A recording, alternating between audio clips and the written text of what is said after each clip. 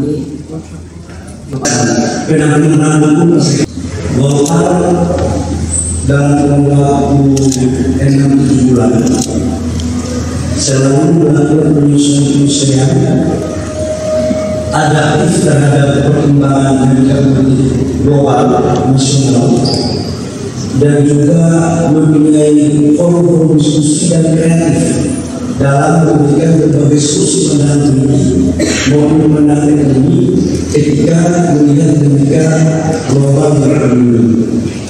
Dan karena itu seluruh guru di Indonesia yang tidak memiliki waktu pilkada itu cuma pasti.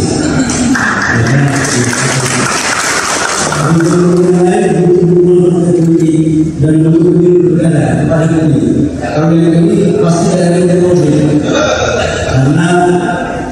karena gubernur itu tahu ia bisa memilih presiden, yang lain DPR tidak tahu di gubernurnya masih.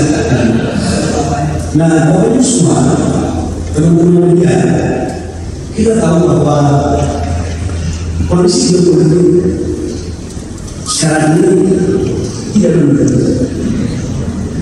Dan kondisi sebenarnya sudah terjadi sejak tahun 2016-2017.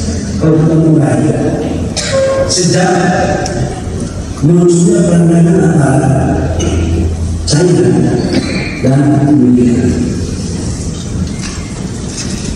2016-2017 ini memang dua kutub ekonomi besar ini sudah saling mempelajari kelebihan dan kekurangannya. Perang yang kemudian tidak berakhir hanya begitu. Kenapa?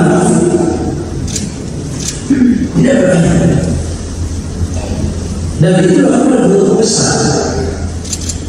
Satu presiden itu ukuran perang dan presiden China sendiri. Yang memulai siapa? Ya, Amerika. Kemudian begitu begitu semua fokus pada benar-benar menurunkan kondisi kesehatan di hampir seluruh dunia. Pasca COVID muncul suatu kesadaran dari dunia yang namanya pemulihan ekonomi pasca pandemi. Ini adalah keadaan. Kemudian pasca pandemi rasanya pertarungan antara dua kutub besar antara China dan Amerika ini tidak terlalu muncul di permukaan secara besar. Tapi apa yang terjadi? Geopolitik yang muncul adalah terjadinya pertarungan antara Rusia dan Ukraina. Kalau kita mengkaji di dalam lagi, Rusia itu adalah biasanya China dan Ukraina itu agresi dengan Amerika. Apa dampaknya? Ekonomi global terjadi krisis yang sangat besar. Hampir semua dunia teori ekonomi nggak terlalu memproyeksi tentang bagaimana ekonomi. Lalu kemudian muncul Presiden Trump terpilih lagi, baru terpilih, dia berada bukan hanya di China, tetapi dia melakukan operasi terhadap ekonominya dengan menginventarisir negara-negara mana saja yang mengalami defisit neraca perdagangan, hampir kurang sekitar 70% negara. Dan salah satu yang kenapa adalah Indonesia. Neraca perdagangan kita bagi Indonesia surplus 14,16 miliar dolar. Bagi catatan Amerika defisit 17,9 miliar dolar. Dan ekspor kita yang besar itu adalah tekstil, garmen, otomotif. Dan total ekspor nasional kita ke Amerika itu 9,8%. Biar kita tahu petanya. Tapi geopolitik ini mau tidak mau memaksakan negara kita harus berpikir cerdas dan cerdik. Kenapa cerdas dan cerdik? Yang pertama adalah ketika pajak kita dinaikkan 30% awalnya, itu memaksakan kita untuk mencari pasar baru, harus membuka pasar baru atau membuka pasar domestik. Yang kedua adalah kita harus membuat strategi untuk bagaimana agar membuat neraca perdagangan kita itu beres dengan Amerika. Maka kami waktu itu sebagai Presiden Prabowo meminta kepada kami untuk mencari informasi apa yang dia. Saya katakan waktu itu, kalau ini betul tidak ada usaha politik hanya dengan ansih, maka kita harus bisa membeli komoditas sebanyak dari sistem perdagangan Indonesia. Dari SDM maupun menjalankan untuk terlebih BBM dan televisi. Kurang lebih tambahan sekitar 10 sampai 15 dari itu. Belum lagi kita akan membeli peralatan untuk bangun negeri, kurang lebih sekitar 40 miliar itu. Jadi total untuk dari SDM itu kurang lebih sekitar 18 miliar itu. 120 miliar itu. Artinya secara politik ekonomi dalam konteks dagang ini sudah selesai, harus terkadang dengan musuh tidak hanya secara ekonomi. Artinya kita harus melihat bahwa geopolitik yang terjadi tidak hanya sama makanan, instrumennya dan tapi substansinya tidak sama makanan. Nah kalau seperti itu maka kita berada di strategis. Sebelum kita menjalankan dosa ini, kita harus mempunyai satu formulasi data dengan memakai analisis apa kelemahan kita, apa keunggulan kita, dan apa kelemahan dunia.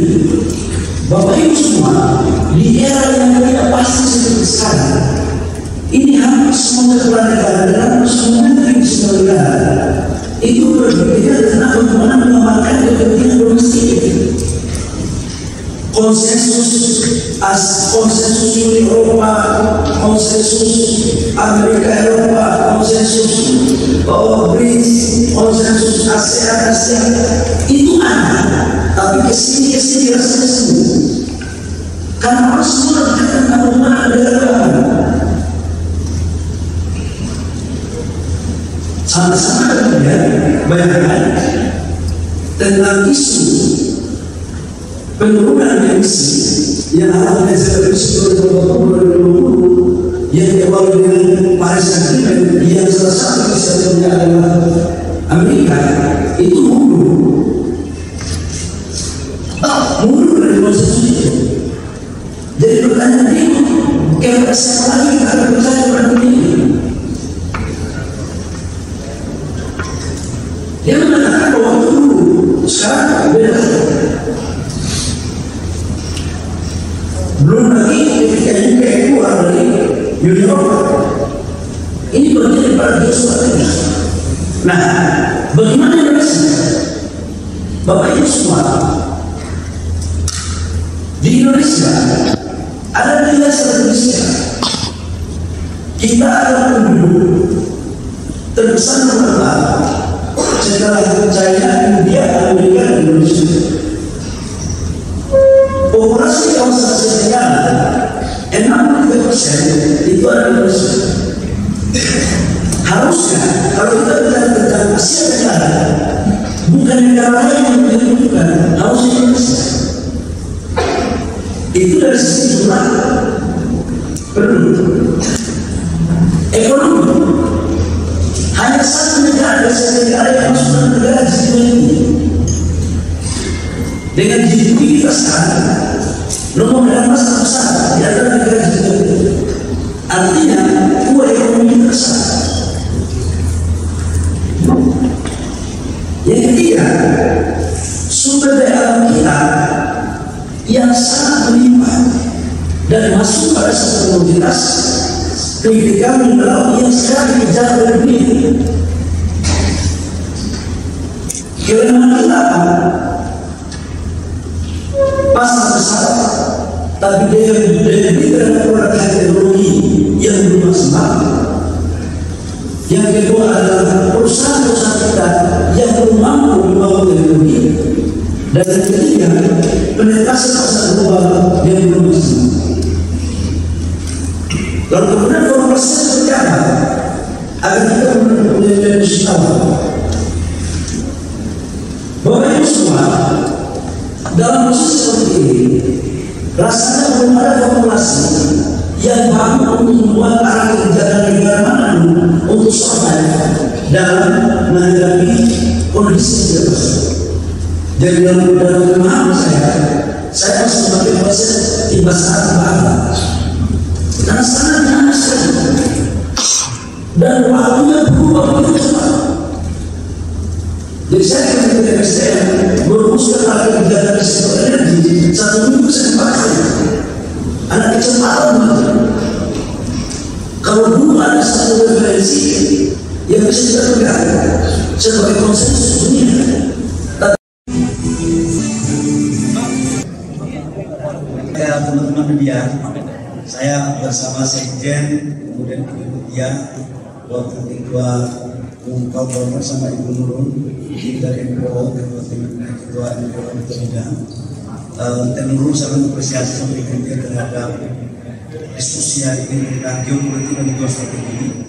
Kita tahu semua di dunia sekarang ada dunia yang susah untuk tertebak, penuh dengan ketidakpastian. Maka saya harapkan forum ini bisa memberikan suatu analisa dari berbagai sumber untuk bagaimana posisi Indonesia dalam menghadapi mencari solusi terbaik dalam melihat dinamika global. Amerika, China, kita juga sama Amerika juga dengan persoalan dagang, dan saya pikir ini adalah bagian yang harus kita khususkan terus untuk mencari formulasi yang terbaik. Saya pikir itu ya. Ya, 1, 2. Okay, thank you.